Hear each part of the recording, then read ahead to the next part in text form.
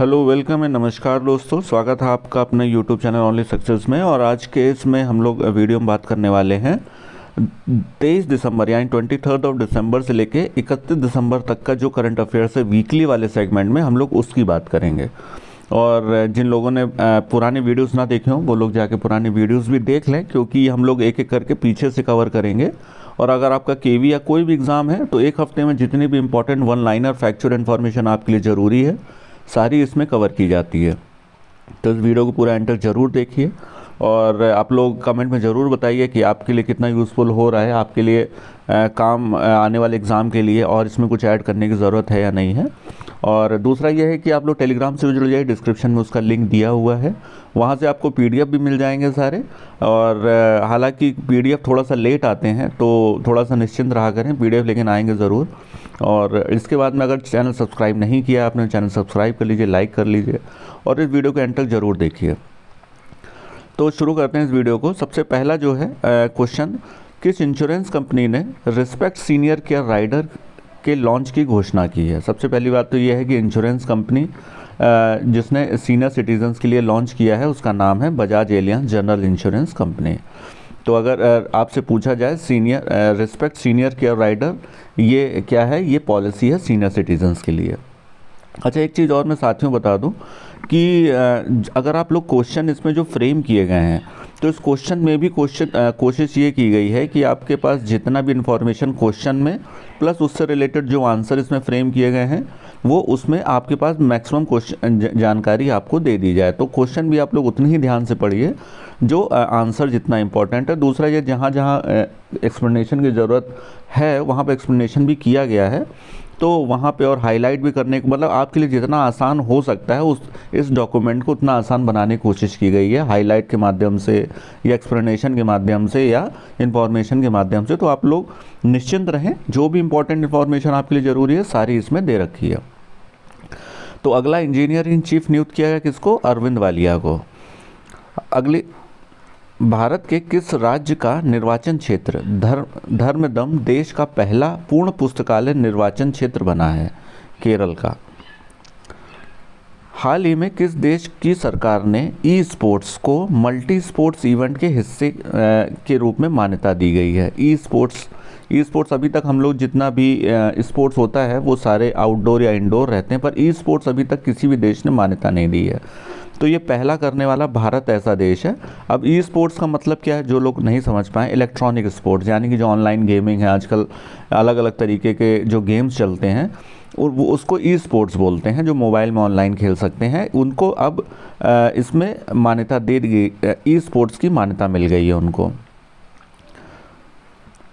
किस आईआईटी संस्थान ने वाइटन क्यूएस री इमेजिन एजुकेशन अवार्ड्स 2022 जीता है?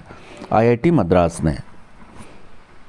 भारत और किस देश के बीच हुआ अंतरिम मुक्त व्यापार समझौता हाल ही में लागू हो गया है? ऑस्ट्रेलिया के साथ। भारत में 6000 से ज़्यादा उत्पादों के निर्यात पर ऑस्ट्रेलिया ने कोई शुल्क नहीं लगेगा।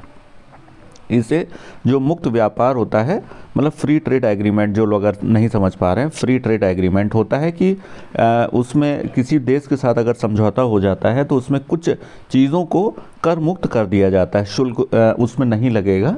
दोनों ही ये आपसी समझौता होता है, ये किसी भी संस्था के द्वारा ना होके दो देशों के बीच आपसी समझौता होता है ये। हाल ही में उपभोक्ताओं के लिए राइट टू रिपेयर पोर्टल किसने लॉन्च किया है? इसमें पीयूष गोयल ने लॉन्च किया है। अब इसका काम क्या है? जिसके तहत पोर्टल की शुरुआत होने से एक ही प्लेटफॉर्म पर सभी कंपनियों के प्रोडक्ट की जानकारी मिलेगी। यानी कि ये एक ऐसा पोर्टल है जिसमें कई अलग अलग कंपनियों के कोई भी प्रोडक्ट होंगे, उनको एक ही जगह पे आपको सारी जानकारी मिल जाएगी। तो इसलिए राइट टू रिपेयर पोर्टल इसका नाम रखा गया है। भारतीय साइकिलिस्ट को 30वां एकलव्य पुरस्कार दिया गया। किसको दिया गया? स्वस्ति सिंह को। ये 30वां एकलव्य पुरस्कार। अब इसमें जानकारी के लिए, एकलव्य पुरस्कार किससे संबंधित है? स्पोर्ट्स से ही रिलेटेड है। आप लोग मतलब कंफ्यूज मत होइए, एकलव्य मतलब एजुकेशन है किसी चीज़ से, तो एकलव्य आपके स्पोर्ट्स से रिलेटेड है, इसको ध्यान में ज़रूर रखिए। किसको मिला है? स्वस्ति सिंह को। किस राज्य के ग्वालियर में पूर्व मुख्य प्रधानमंत्री अटल बिहारी वाजपेयी का स्मारक बनाया गया है। ये सबसे पहली बात तो ये है कि ये मध्य प्रदेश में सबको ही पता है। अब इसमें जिनको नहीं जानकारी ये है कि ग्वालियर जो शहर है ये अटल बिहारी वाजपेयी जी की जन्मस्थली है। तो ये जानकारी के लिए आप गैस भी कर सकते हैं। तो यहाँ पे स्मारक बनाया गया है इनका। अगला है, किस बैंक ने हाल ही में राजस्थान में अपना प्रमुख कार्यक्रम MSME प्रेरणा लॉन्च किया? ये इंडिया बैंक ने लॉन्च किया है MSME प्रेरणा कार्यक्रम।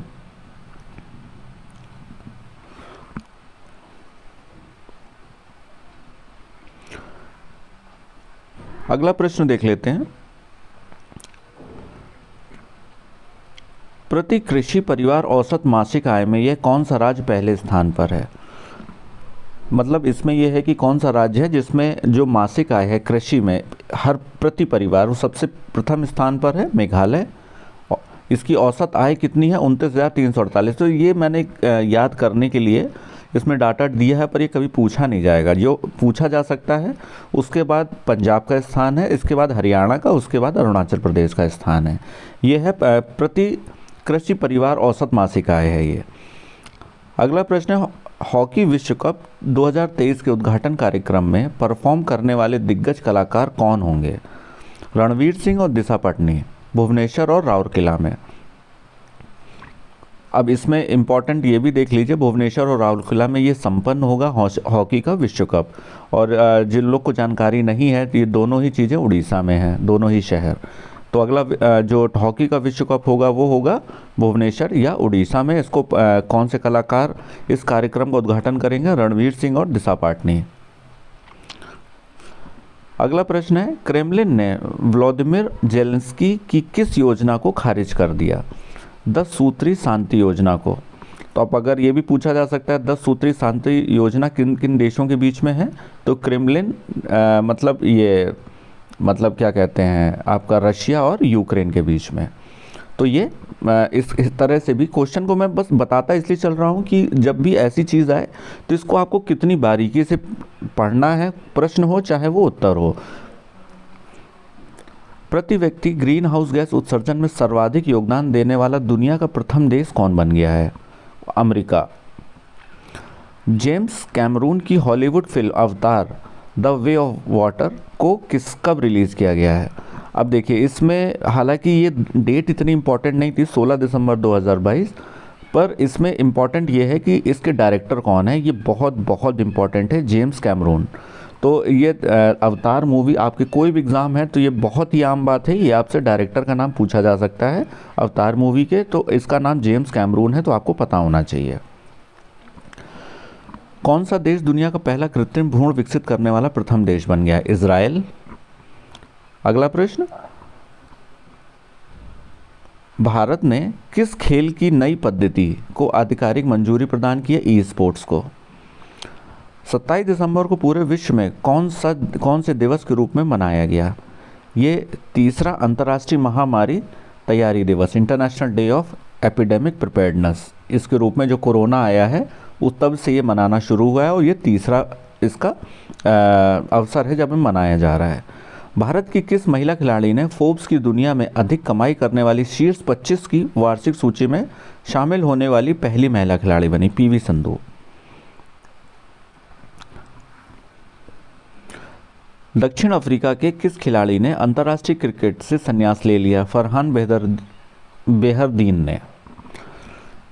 डेविड वार्नर ने अपने 100वें टेस्ट मैच में दोहरा शतक लगाने वाले दुनिया के कौन से नंबर के बल्लेबाज बन गए हैं? दूसरे नंबर के बल्लेबाज बन गए हैं 100वें टेस्ट मैच में दोहरा शतक लगाने वाले। किस राज्य सरकार ने trees outside forest in India कार्यक्रम की शुरुआत की? हरियाणा ने। ट्रीज फॉरेस्ट आउटसाइड इंडिया की। किस राज्य या केंद्र सरकार ने सरकारी स्कूलों के शिक्षकों को सर्दियों की छुट्टी के दौरान कोविड-19 ड्यूटी पर तैनात करने की घोषणा की? अच्छा, आप लोग अगर अवेयर होंगे तो ये अभी मसला चला भी था, फिर मतलब इसके लिए लोग कोर्ट भी चले गए दिल्ली सरकार के खिलाफ, और ये सही उत्तर इसका दिल्ली सरकार है। फिर इसको इस फैसले को रद्द करना पड़ा। अगला प्रश्न है, सुजलाम अंतर्राष्ट्रीय जल महोत्सव के उद्घाटन सत्र का आयोजन कब से कब तक किया जाएगा? 27 से 29 दिसंबर तक किया जाएगा। ये कहाँ किया जा रहा है? उज्जैन में सुजलाम अंतर्राष्ट्रीय जल महोत्सव सम्मेलन का आयोजन किया गया है।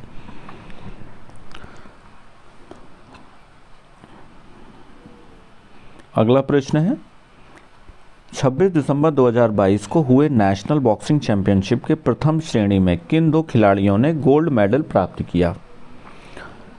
निखत जरीन और लवलीना बोरगोहेन। किस टीम ने 26 दिसंबर 2022 के हुए महिला नेशनल बॉक्सिंग चैंपियनशिप के फाइनल में सबसे अधिक मेडल जीतने के साथ ट्रॉफी अपने नाम की?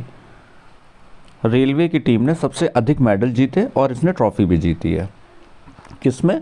महिला नेशनल बॉक्सिंग चैंपियनशिप में। 26 दिसंबर 2022 को नेपाल के नए प्रधानमंत्री के रूप में किसने शपथ ग्रहण की है? पुष्प कमल दहल प्रचंड ने। G20 भारत की अध्यक्षता में होने वाले शिखर सम्मेलन में S20 का विषय क्या रखा गया है? अभिनव और सतत विकास के लिए विघटनकारी विज्ञान। अब S का इसका फुल फॉर्म क्या है? S मतलब साइंस 20 इसका फुल फॉर्म है। तो अगर ये कभी पूछा जाए तो S20 मतलब S क्या मतलब है? यहाँ पे साइंस से मतलब है। हाल ही में किसे यूनिसेफ द्वारा प्रतिरक्षण चैंपियन पुरस्कार से नवाजा गया? आरजे उमर को।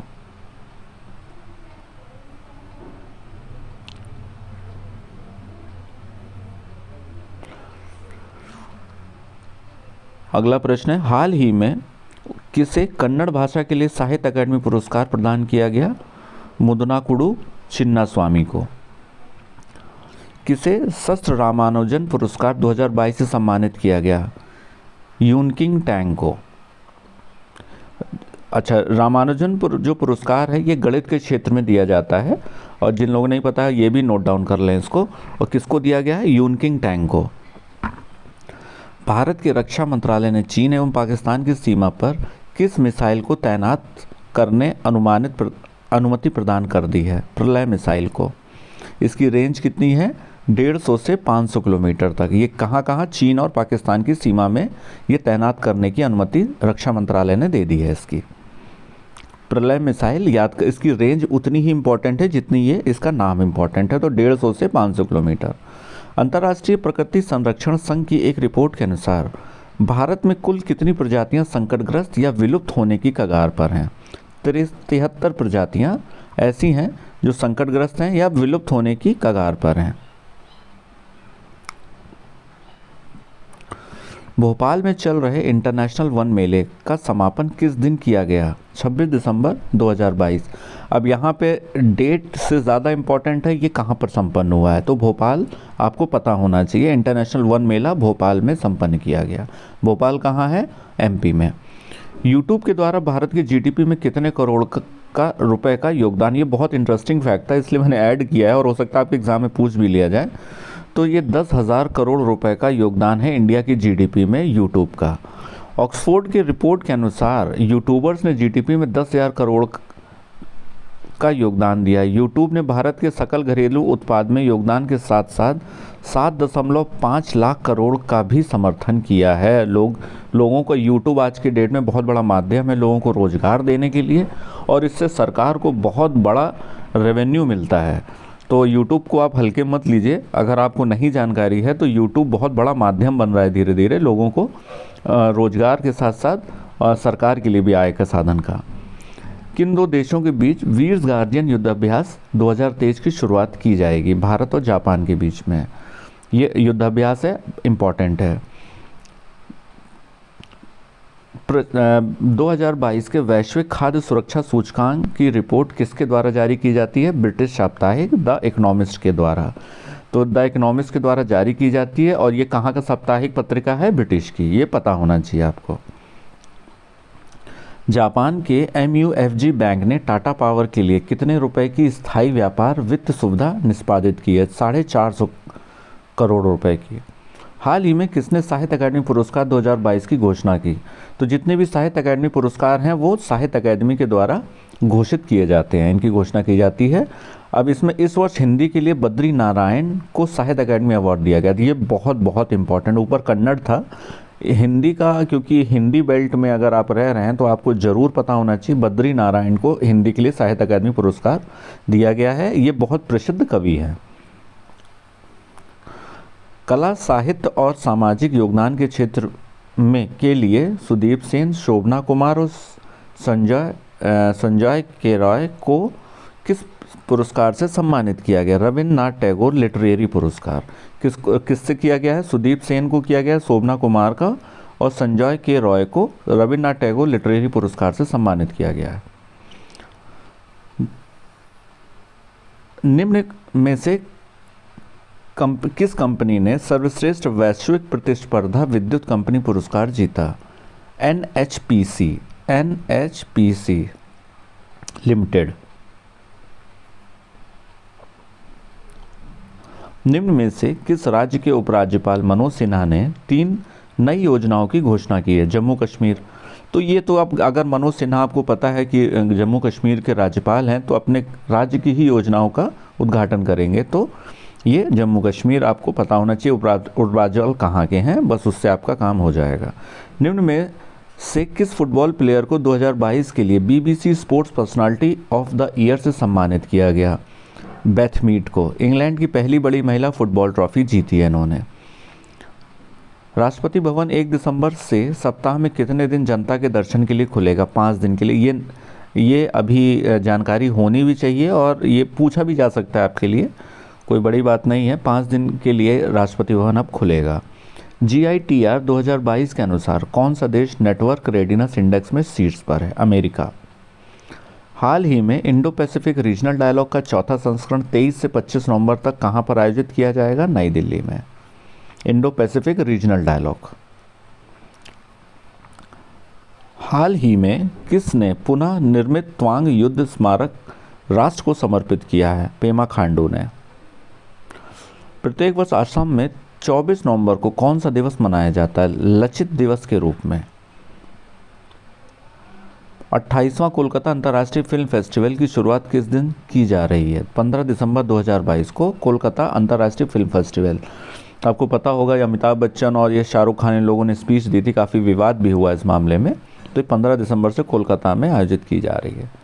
अच्छा देखिए आगे एक्सप्लेनेशन में इसको ऐड भी किया गया है। इसका उद्घाटन अमिताभ बच्चन एवं उनकी पत्नी जया बच्चन द्वारा किया जाएगा। इस विभाग ने अगला प्रश्न है, किस विभाग ने राष्ट्रीय गोपाल रत्न पुरस्कार 2022 की घोषणा की? मत्स्य पालन या पशुपालन डेयरी मंत्रालय द्वारा। भारतीय रेलवे ने हाल ही में किस शहर में देश की सबसे लंबी एस्केप टनल खोली है?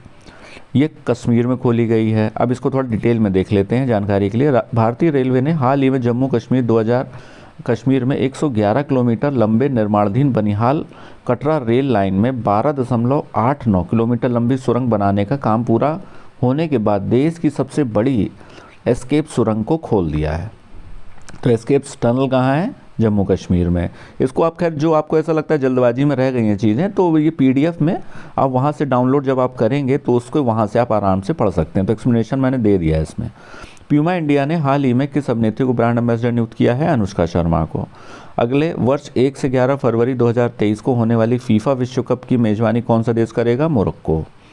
संयुक्त राष्ट्र सुरक्षा परिषद ने हाल ही में कितने वर्षों के बाद म्यांमार पर अपने पहले प्रस्ताव को अपनाया है? 74 वर्षों बाद। प्रधानमंत्री नरेंद्र मोदी 12 जनवरी 2023 को किस राज्य में राष्ट्रीय युवा सम्मेलन का उद्घाटन करेंगे? कर्नाटक में।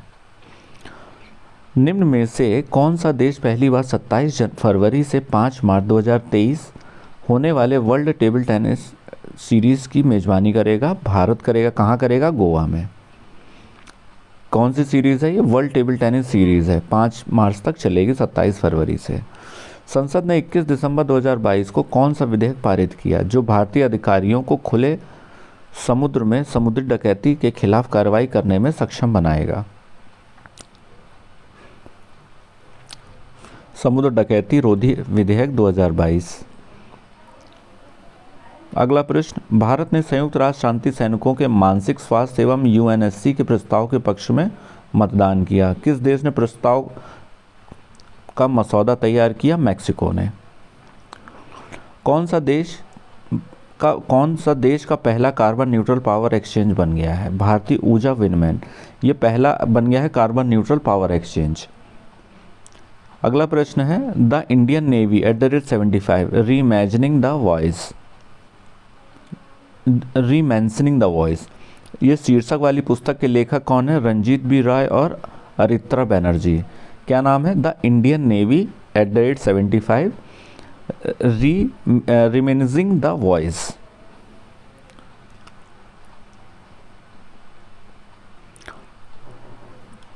भैरव सिंह राठौड़ का दिसंबर 2022 में जोधपुर में निधन हो गया। वह निम्नलिखित में से किस क्षेत्र से जुड़े थे? रक्षा क्षेत्र से। केंद्रीय अंतरिक्ष और प्रौद्योगिकी राज्य मंत्री डॉक्टर जितेंद्र सिंह के एक बयान के अनुसार भारत की पहली मानव अंतरिक्ष उड़ान H1 मिशन को किस वर्ष की चौथी तिमाही में लॉन्च करने का लक्ष्य रखा गया? 2024 में इसका लक्ष्य रखा गया H1 मिशन का। तो H1 से आप लोग कहीं किसी और देश से कंफ्यूज मत होइए। राष्ट्रीय गणित दिवस हर साल कब मनाते हैं? 22 दिसंबर को।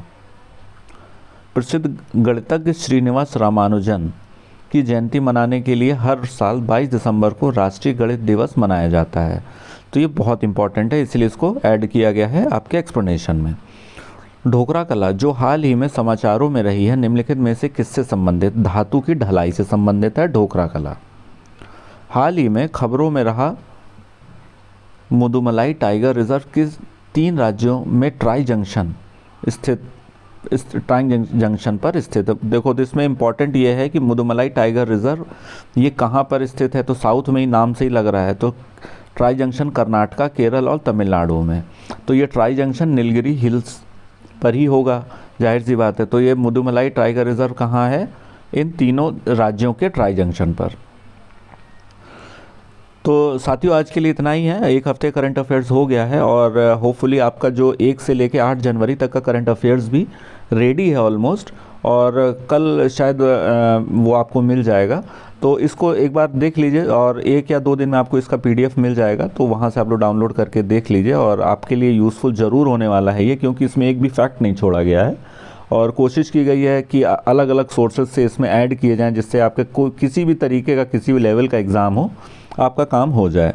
तो अगर सब्सक्राइब नहीं किया चैनल सब्सक्राइब कर लीजिए और इसी तरह जुड़े रहिए, स्वस्थ रहिए, मस्त रहिए। बहुत बहुत धन्यवाद।